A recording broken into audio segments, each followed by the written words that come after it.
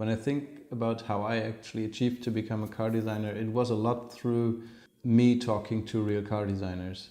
I mean, it was difficult at the beginning to find them and to get in touch with them.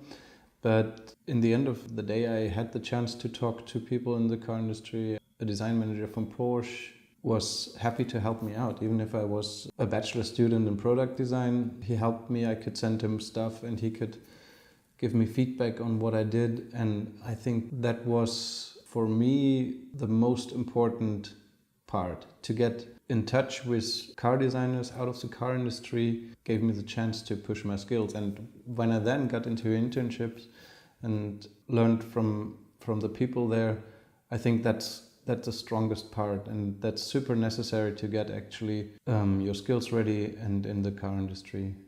So I would recommend everybody who would like to become a car designer, try to learn from professional car designers.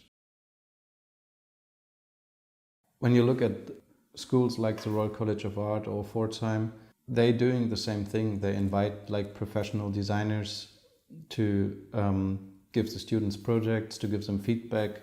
The tutors there are often from the car industry as well. And I guess that's also key for their success.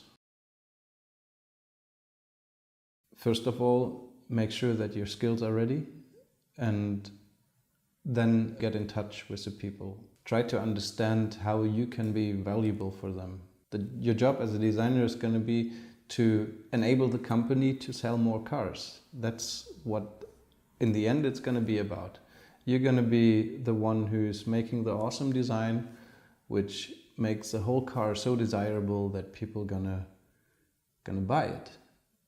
And you need to show how you want to do that. I mean, it can be through crazy ideas which are really cool and really maybe even things which can change a lot in the industry, but you have to show your value and your unique value to the company somehow, because why else should they pay you for being their designer?